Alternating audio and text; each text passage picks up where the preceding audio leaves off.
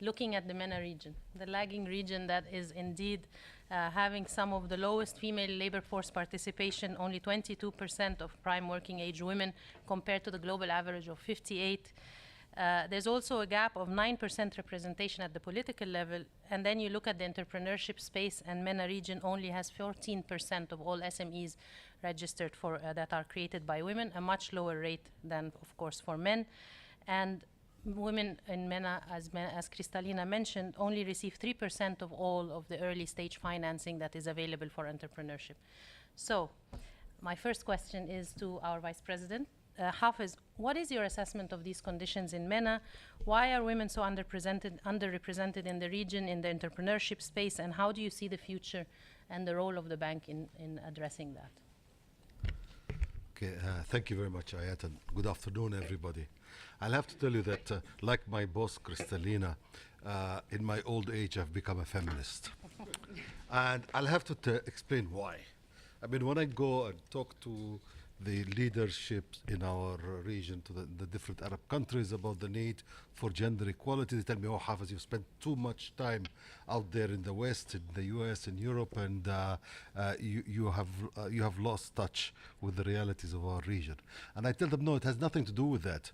The reason I've become a feminist in my old age is purely economic, is that I have looked at the economic impact of gender discrimination of our region, and it is huge, both in terms of growth as well as in terms of equality and inclusion. Let me explain, and it is actually quite simple. As Ayat said, we have the female labor force participation rate in our region is 22%. Actually, that is quite optimistic way of looking at it, because the rate of unemployment of young women in our region is nearly 50%. So what does this mean? That means that only 11% of women in our region are working. Okay? Does this? But if you look at the other side, that so this is, we have 11% of women who are working, but on the other side, you have nearly on the education side, you have women are educated just as much as men.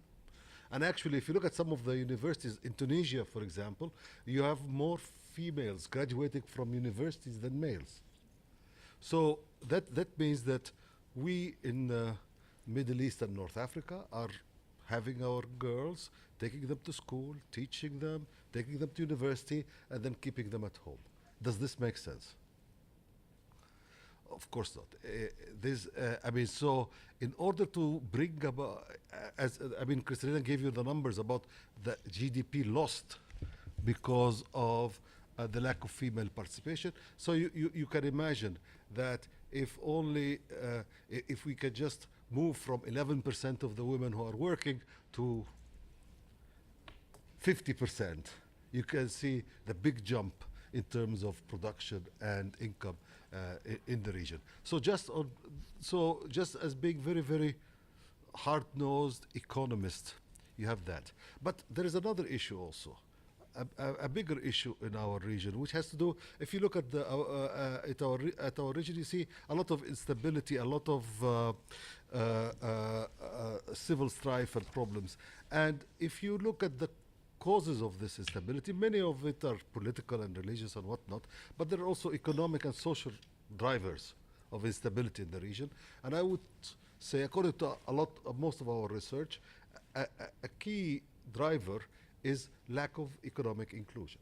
So we talk about, we at the World Bank, we say, okay, we need to have growth, but we need to have inclusive growth. We need to have economic inclusion.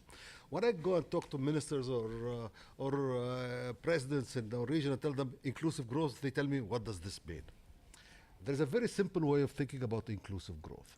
Inclusive growth means expanding the middle class, having a bigger middle class and improving the standards of living of that middle class. Okay, that's a very simple way of thinking about economic inclusion. So our objective should be to expand the middle class in the Arab world. Let us look at the middle class around the world. if you look at a typical middle-class family in the United States, it has two adults working, a man and a woman. In Europe, it's the same thing. In East Asia, it's the same thing. How can you create a middle class in the Arab world with only one adult working? You can do that if productivity of the Arab man is double the productivity of the American or the European or East Asian men. And from your reaction, I can understand that this may not be the case. So, that is why I have become a feminist. Because gender inequality has very strong negative implications for growth and development, and has very strong negative implications for economic and social inclusion, and therefore has negative political and implications in the long run of the region. So, what can we do about it? We obviously, it is at the center of all our work. It's something extremely important that we need to work on. Now, there are, I would say that there are at least three big reasons why we see gender inequality in our region.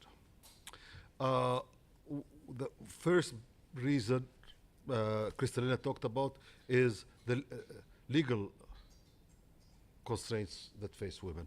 In some of our countries, women are not allowed to borrow from a bank without the approval of their husbands. In other countries, women are not allowed to travel without the approval of their husbands. In other countries, women are not allowed to do this or that. So there is all those kinds of constraints on women that require, that should be resolved by through the fixing the legal framework.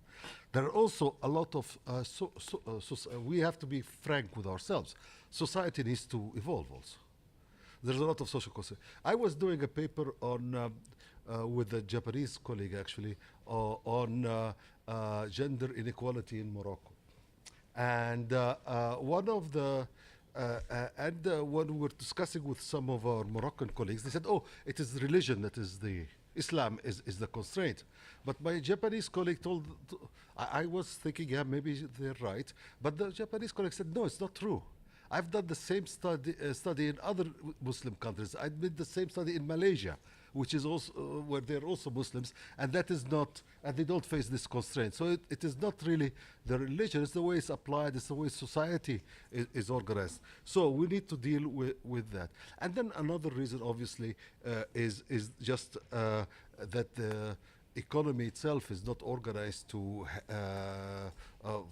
allow for more women to work. I mean, there are issues like childcare, dealing with the elderly, and so on, that need to be addressed in order to provide women with greater ability to work. So, these are the kinds of problems that we need to deal with, and what we are doing in the bank, I guess, are two things.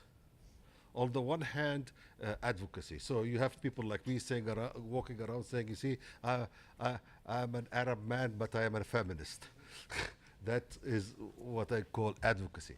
On the other hand, we also try in all of our projects to ensure that women are fully represented, and actually in many other projects try to actually target women. Like, for example, on this entrepreneurship work, one of the projects that that we are working on right now, and that is will be like I think a $300 million project, is to support women entrepreneurs in Egypt, so which I think will be great and will be an example of things that that we need to do. So let me leave you with one last point on positive discrimination in favor of women. And people tell me when I say, okay, we need to hire more women, we need to hire more women managers. People tell me, but you know, why are you doing this discrimination, and maybe they're not good? I say, well, we've been managed by incompetent men for a long time. maybe some positive discrimination might be an improvement. So let me stop here. Thank you very, very much. Thank you so much, Hafez.